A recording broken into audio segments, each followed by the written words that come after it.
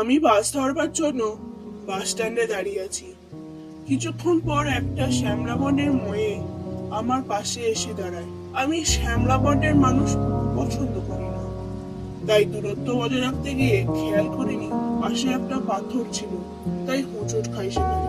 ডাল সামলাতে না পেরে আমি পড়ে যাই। তখন ওই মহিলাটি এগিয়ে এসে জিজ্ঞাসা করেন আমার কোথাও লেগেছে নাকি। সে সময় আমার চোখ পড়ে যায় মহিলাটির মুখের দিকে, আর দৃষ্টি আটকে যায় কাজল পরা দুটি চোখে। আমি উঠে দাঁড়িয়ে জিজ্ঞাসা করি আপনার নাম কি। তিনি উত্তরে বলেন কাজলি। তার যাওয়ার বাস চলে আসার জন্য তিনি পুরো নামটা বলে উঠতে পারেন না। আমি ফ্যাল ফ্যাল করে তাকিয়ে থাকি আর মনে মনে বলি কে বলেছে কালো মানুষ সুন্দর না। সেদিন কালো মানুষদের নিয়ে সব ধারণা পাল্টে দেয় ওই কাজলি বলে মেয়েটি।